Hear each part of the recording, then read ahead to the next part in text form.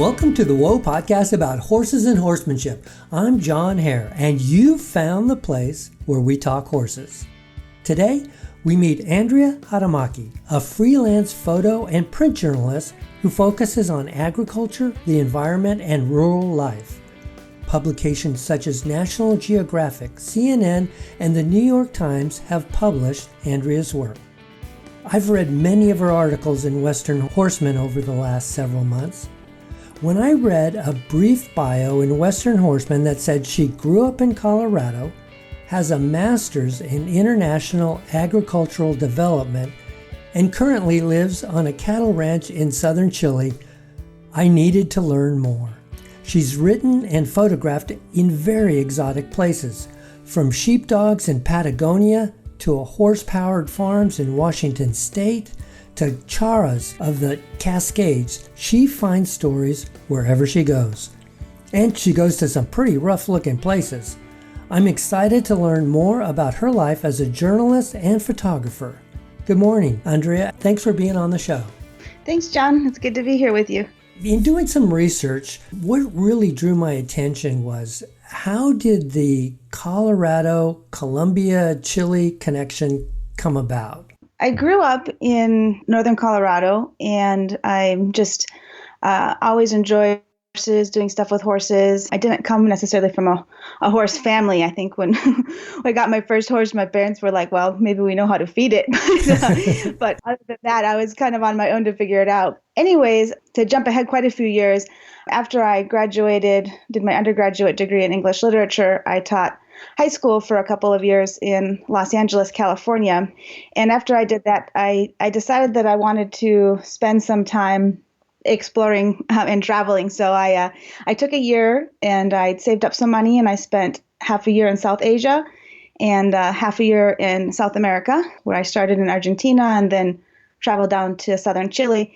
But anyways, at the end of that year, I realized that I really wanted to come back and work in southern Chile and Patagonia. I felt like if there was a good place to ride a horse, this was it.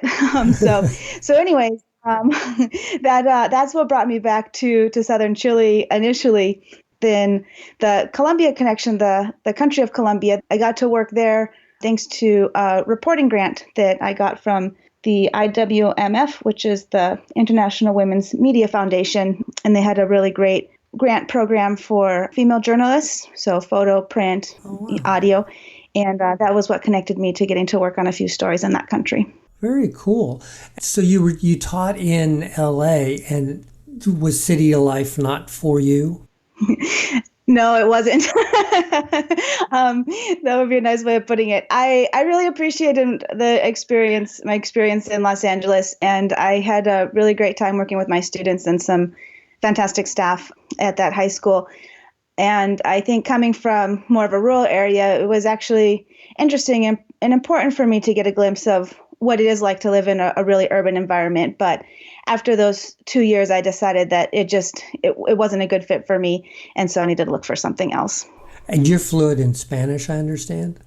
I am now. Yes, it's a long project to learn a new language. I bet. So when you got that first horse in Colorado and you didn't come from a horse family, what kind of riding did you do? I started with my 4-H club. And so I did, kind of your basic Western equitation, English equitation, basically anything that I could do related to horses, I wanted to do. I mean, before I got my first horse, strap a saddle blanket on the porch railing and, make a bridle and ride my porch railing horse. So really anything that had to do with horses, I was excited about. So I did 4-H, and then I later kind of in high school, I started enjoying some competing in NRHA, National Reining Horse Association shows. And then my very first horse was actually an old horse, but he was like 29. The old horse was gifted to me, but the first horse that was really mine, we got him when he was a yearling, and I must have been about 12 or 13. Oh wow. Yeah, so I mean, it's like what you don't recommend, right? Right. You start a young kid with a horse, but parents were thoughtful, and they said, well, we'll do this, but the horse is going to go to training for a couple of months, and then you're going to take lessons with the trainer. So that kind of started me on a route of enjoying working with my own horses, and that started developing some skills of learning how to work with younger horses and ride my own.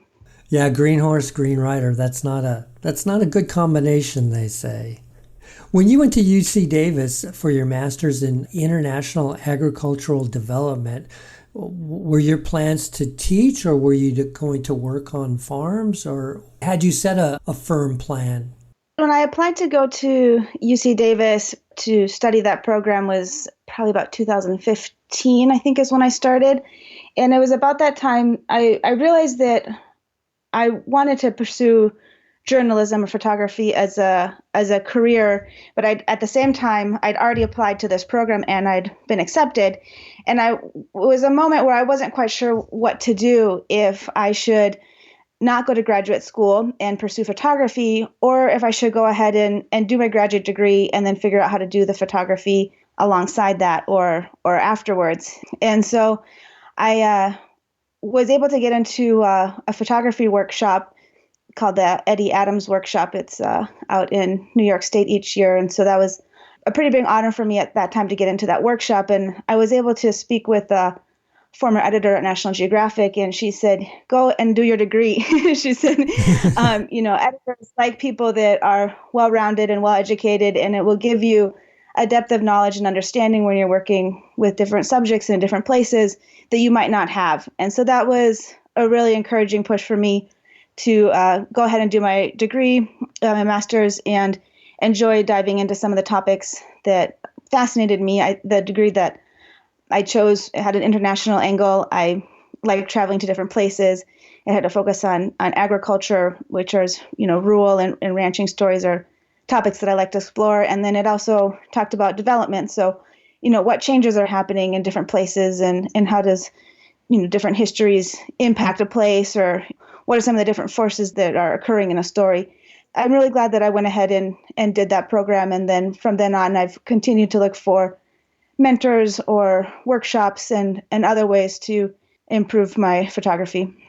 Wow. In reading about you, is it true that your photography started in high school with landscapes, bicycles, and kittens? That is true. Where did you find that? I found that on the International Women's Media Foundation website. Oh, how funny. I don't remember when I wrote that, but that is just true. I haven't thought about that for a while. I started taking darkroom photography in high school, and yeah, I just, you're a freshman or sophomore in high school. The back door. We had some barn cats, and you take a picture of the bicycle rack at the high school, trying to figure out how to use focus or depth of field. So that, yeah, that's kind of where it started. You really have a keen eye for photography. Just in looking at your website and all the photojournalistic pictures that you've done there, and they really help tell the story, and they add a lot to the stories that you do for Western Horseman. Did you have favorite photographers that may have influenced you? Well, thanks for your kind words about the images. I do write and I do photograph, but I feel like a photographer. Like I approach stories as a photographer. I feel like, as far as people I looked up to, I guess some of my earliest influences would have been kind of like classic landscape photographers like Ansel Adams, black and white and very classic. There's also, as an adventure photographer, Galen Rowell was his name. And I remember I had his book, and he did a lot of travel photography. And I was captivated by his ability to use a camera to tell stories. And then there's, a lot of others out there that I appreciate their work. Yeah. And you're a drone pilot too, so you capture aerial photography, and I think that adds a lot to your stories. Has that drone ever gotten you in trouble or scared some of the animals you may have been trying to take their picture? Yeah, I agree. The drone is a really helpful storytelling element. It just gives you a different perspective. Maybe you wouldn't tell an entire story with a drone, but I think adding in one or two pictures sometimes just gives an extra, a literal angle for people to get some perspective about where you are, where you're working. With the drone, I try and be really careful around livestock. I definitely ask permission first. If people, for example, are working with a herd of cattle, I'll definitely start like on the back end first and then be watching, different horses' reactions or the livestock's reactions. It just depends on where the cattle have been raised. For example, the cattle here on the ranch in Chile are not used to a lot of commotion or noise or mechanical sounds. So if they see the drone or the horses see the drone, they'll take off. But if you get around, livestock that's been raised in an area where they're used to traffic or used to different noises, they're usually not too bothered by it. But, the last thing I'd want to do would be to pop that up in front of a gate when people are trying to push cattle through. So yeah, it hasn't gotten me in trouble, but I just try to be really cognizant and careful about where I put it and be paying attention to the reaction of both the people and the animals at the same time. And just because I'm a pilot as well, what kind of drew you to wanting to get your Part 107 license? I wanted to do the Part 107 license so that I could use it in my storytelling officially as a journalist. You can use it as a hobby, but if you're making money off it in the sense of I get a story published and I get paid for it, I wanted to be able to have my paperwork in order to do that. My dad is also a pilot, not a commercial pilot, but little experimental airplanes. And so it was fun for me to be able to tell him that I'm also a pilot. Oh, very good. Very good. You can tell that you just really enjoy taking photographs and you love horses. And I grew up riding, in Colorado. I grew up riding in an arena and kind of in a smaller area. And I'm definitely appreciative of the things that I learned from the trainers and folks that I worked with. I do feel like since I've came to Chile and started living on a ranch, it has definitely influenced the way that I approach stories. I have a deeper context and understanding of, how people work with horses and why people do things different ways. So it was a learning curve for me at first to come from, just riding, circles in an arena to then considering the horse kind of like a work partner where you're doing stuff together for 8 or 10 hours. It was, that's when I realized the importance of a really good walk. I don't think I realized that before. It does give you a new perspective to actually go out there and try to do a job on a horse. The horse appreciates it most of the time, but it's a whole different perspective. Yeah, no, it definitely is. So I'm grateful for having had both experiences. And I think it influences the way that I approach the stories. And I want to really learn from the people that I go out and visit. They're taking the time to be able to share their life with you and their experiences and their knowledge. And everyone does things a little different way, and there's often a reason why they do it. So part of the fun of the storytelling is to help explore and explain why someone might do something this way and why it works for them. Absolutely. And you've picked some pretty tougher environments to find your stories. Southern Chile and do you say Magallanes? Magallanes. I can't pronounce it's Explorer Magellan who came through the Strait of Magellan in the 1500s. So Magallanes, yeah.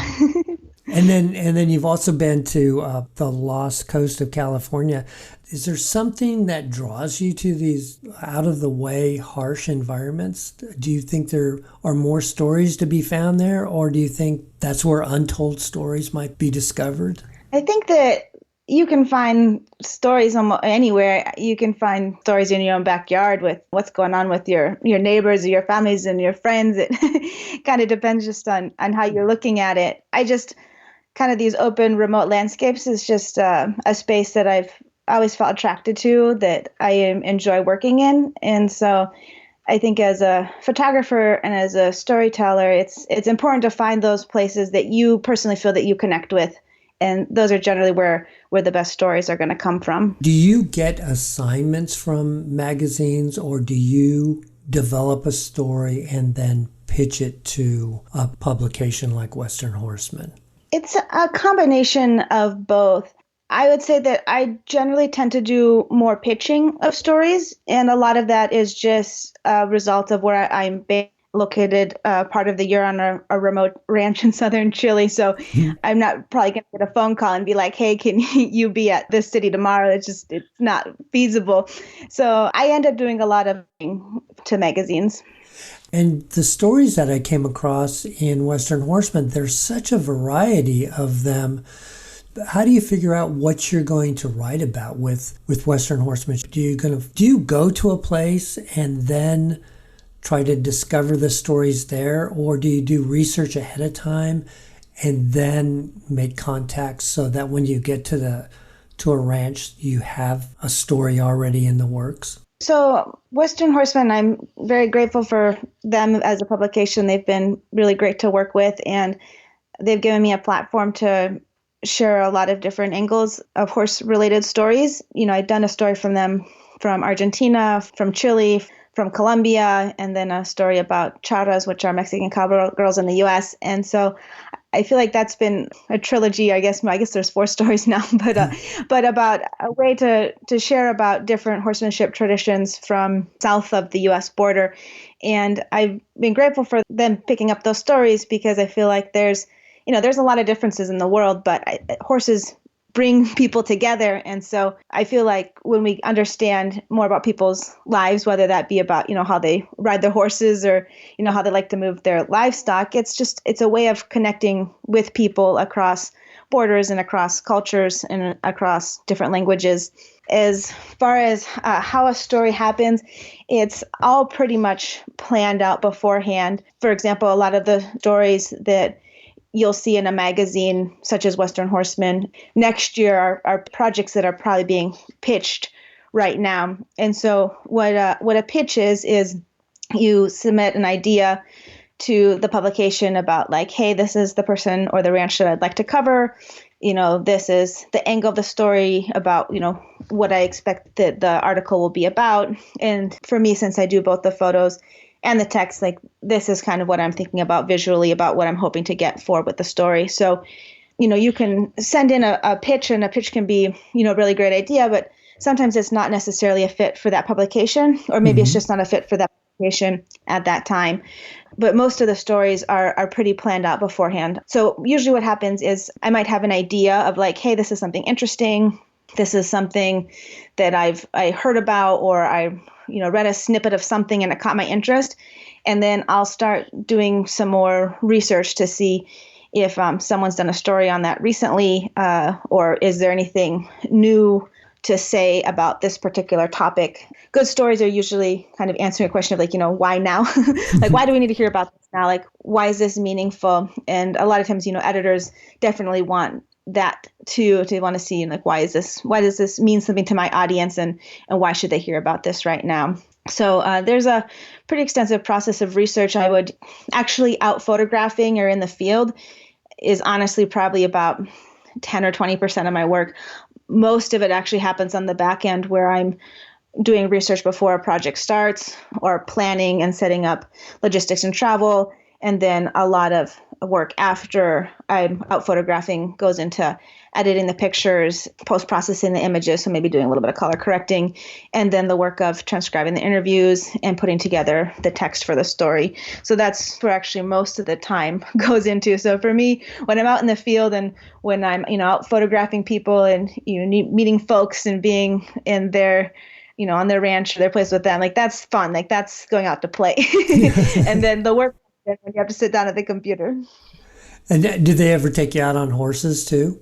Yeah, sometimes, I don't want to bother people. So I hope that they like intuit like what I need, but that's not always necessarily the case. So sometimes I found that, with experience, it's helpful if I can tell people like, hey, could I go ride with you doing this? Might that be possible?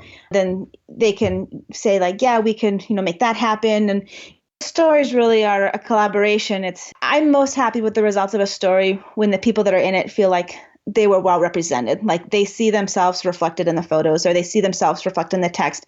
And a lot of that, it's like our conversation right now, it's collaborating, it's working with them, it's their willingness to share and let me into their lives, to let other people see what they're doing. And so, yeah, there's a lot of collaboration really that goes into having the ability and permission to spend time with people, and then hoping that I feel comfortable and they feel comfortable, so that some of the conversation can flow in those stories. The photos can naturally kind of flow out of what they're doing. Right. Was it difficult breaking into the photojournalism business? And what advice would you have for people who are thinking about that? for people who might be interested in photography or interested in journalism, there's a lot of ways into the field. As a freelancer, a lot of it's really self-directed. No one's going to come, necessarily knocking on your door, at least not initially. But I think that one thing that's unique about the field, or especially with photography, it's really about, how well can you tell the story and get the images, and not so much like necessarily like where did you study or how formal was your education, which are all things that obviously really help. But a lot of it comes just down to practicing and trying and trying and practicing again. Yes, that's what I find too. It's a lot about getting to know your camera, how it works, and how to apply that tool to the image that you can capture. So it's not necessarily the fanciest camera. It's just kind of knowing how to get the most out of that camera to see. Like a lot of times the first question that people ask, or they see a picture they like, they say, "Oh, you must have a really nice camera," or what.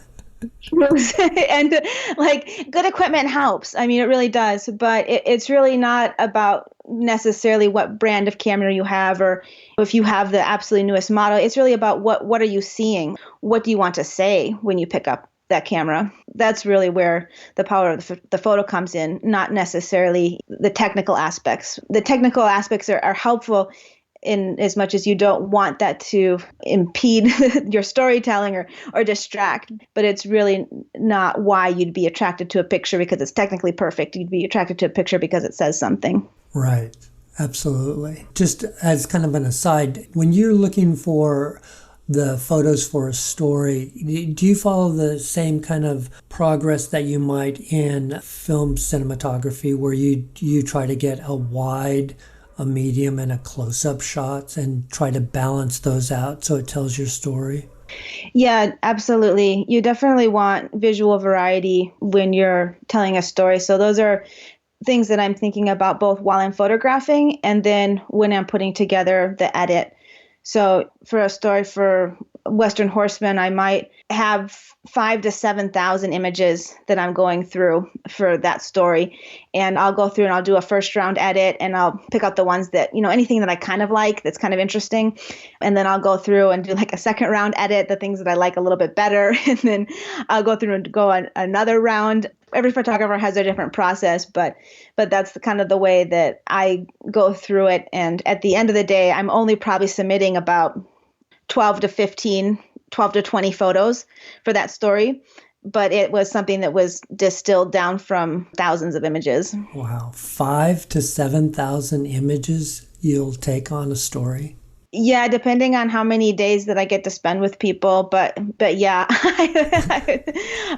different people shoot a different amount of images, but especially when you're working with horses, you're working with it's like you're photographing sports. Like everyone's in motion a lot of times, so right.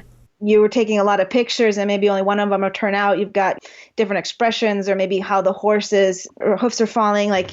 Maybe you like the way that they're positioned in a particular gait differently from, 1/2 second to the next. So a lot of it is going through some of those where you're also trying to make, at least for something with, like Western Horseman, you're wanting to show the abilities of the horses and the riders. So I'm picking out photos that to speak to showing the capabilities and, of the situation. Yeah, good horse photo is somewhat difficult to take just because of the size of the horse and the perspective that they often give. And a good horse photo in action happens at a thousandth of a second. So to get everything right in order, I imagine you do have to take a ton of photos, but that's got to be an incredible amount of editing time too. Yeah, exactly. You do need to take a lot of pictures to be able to get that moment. And yeah, it also does take a lot of time to go through them.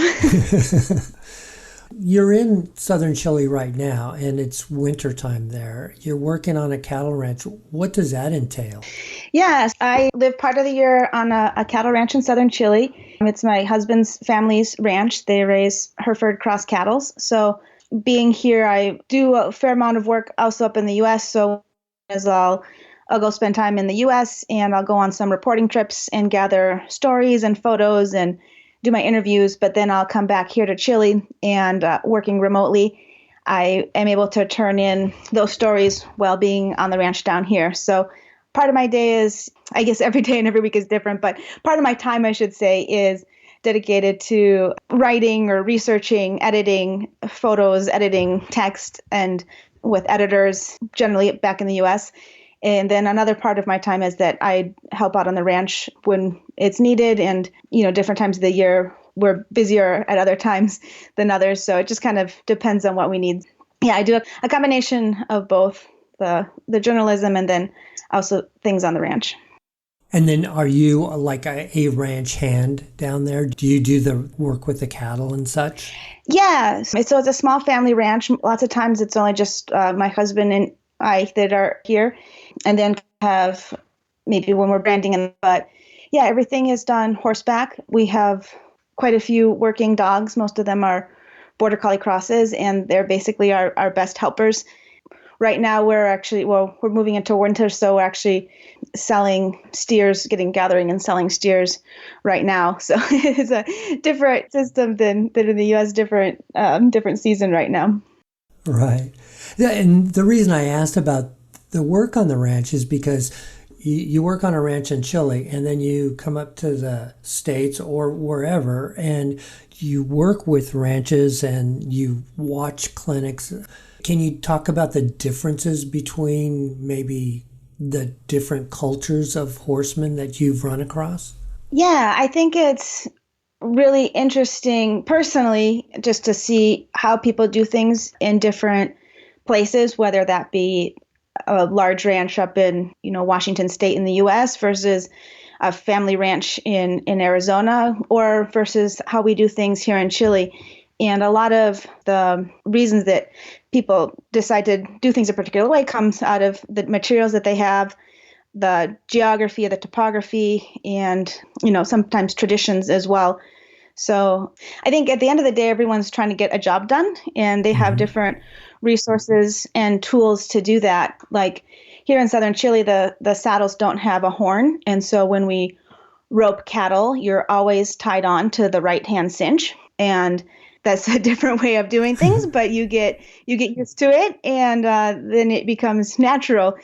People in different parts of the U.S. have different preferences for roping, whether they're dallying or tying on, and a lot of that again just kind of depends on what you're used to and the materials you have available. And a lot of times, how much space do you have? Do you have to get something roped really fast before it gets into the brush, or you have a lot of open space and plains to get something done in? And I imagine that the cattle are somewhat different too. I would say the cattle that we have here they're Hereford crosses. They have a little bit of Charolais in them, a little bit of red and black Angus. I think one of the biggest differences might just be how much they're handled. Our cattle here don't see people very often.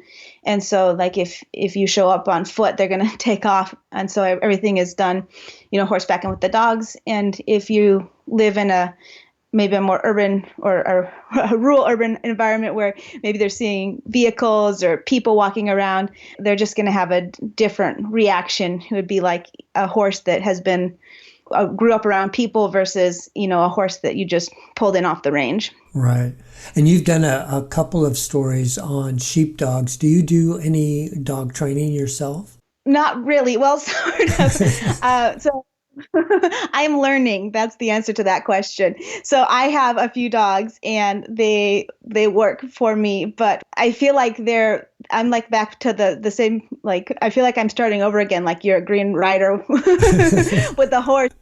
That the dogs their instinct outpowers me, but at least they're not gonna like buck me off. But I feel like I'm just trying to figure them out. So yeah, so my husband Juan Luis, he grew up using dogs for all of their work, and so he's been teaching me how to work with them. So it's a really neat connection. I mean, he told me at first that you're going to like working with the dogs someday as much as you like working the horses, and it wasn't that I didn't like the dogs, but I didn't really understand that connection that you can have when you have a dog working with you and working for you. And so it's been pretty special to learn how to use the dogs in a useful and helpful way. When you covered the shepherds of Patagonia for International Sheepdog News, what kind of amazing things did you see those dogs do? That's a fun story. A local family here in southern Chile, near where we live. The closest town is Puerto Natales, and they live in kind of another little town called Cerro Castillo, and it's a very traditional kind of sheep ranching area. A lot of that goes back to the early migrant flows into the region, and a lot of equipment and techniques actually came over from England. So that's kind of where that family lives. And they work sheep instead of like we have cattle here, but it's neat to see how far they can send those dogs out. And the dogs really are essential to their work, to be able to move their flocks and then being able to get the sheep through the corrals. And the different breeds of dogs too. You know, people here tend to use a Kelpie or Border Collie, are kind of more of the modern day breeds, but they have a regional dog that they call the Barbucho, which I guess would kind of just be like a bearded, Barba would be like beard, so it's kind of just like a bearded collie. And it's kind of neat if you look back at some of the old pictures you compare some of these like regional dogs to some like, old English sheepdog photos. It's interesting to see how even some of the historical ties between places even carry on in the genetics and presentation of the animals. So yeah, so it's neat to see how they do their work and to see the different types of dogs doing their job. Yeah, we watched a sheepdog trial that went on not too far from here in Tajon Ranch, and the distance that they send those dogs out, it's like a half a mile, and the dogs are completely on their own to round up those sheep and bring them back. It's truly amazing. Yeah, it is pretty incredible. And one of the things that I've had fun learning about is we have puppies here every so often, but it's interesting to see how the puppies have their own instincts as far as where they like to work. Some of the dogs just naturally tend to want to go more towards the head, and some of the dogs just naturally want to go more towards the heel. And it's interesting to see, you can develop start to direct them more as they get older, but it's pretty interesting to see how instinctual a lot of their ability is. Wow. So even in the same litter, you'll have some puppies that want to go more to the head and some that want to go to the feet? Yeah, absolutely. Wow. And it's kind of tell when they're just puppies playing around, you can kind of get a sense maybe of what they might be like, but it's not really until you start getting them out there those first handful of times that you kind of start to see what they might like and where their preferences are. So it's pretty interesting. Because where we work here, there's a lot of forest and a lot of brush. I only have a few dogs, but Juan Luis will often work with 8 or 10 dogs. And when he puts together, he's got a couple of different groups of dogs that work together. But when he's putting together the dog groups, it's almost like putting together like a soccer team or a football team where he's trying to mix the different strengths of, like if everyone wants to go to the head, we're not going to go anywhere. But if we're just everyone, going to the heels, like there's no stop. So it's pretty interesting just seeing how you can, balance out the different dogs' abilities even within a group. You've got to have a midfielder and an attacker and a forward. You've got to have the whole team with you. Yeah, no, you absolutely do. You need, some that are more comfortable that are working on the sides and just kind of want to keep everyone in order. And then, if you need to get everyone stopped, you need some that are pretty excited to get up there to the head. So right. There's a couple of stories that really kind of piqued my interest. The end of the world cowboys that you did for Western Horseman, that just seemed like such a harsh environment. Have you ever been in danger while you're covering one of these stories in these out-of-the-way places? Well, thankfully, to this point, not necessarily danger. I do think that many times unexpected things happen when you're working on a story. And so a lot of it is just about being flexible and able to adapt to the circumstances. Can you tell us about something unexpected that may have happened on a story? So it depends on the type of story that I'm working on.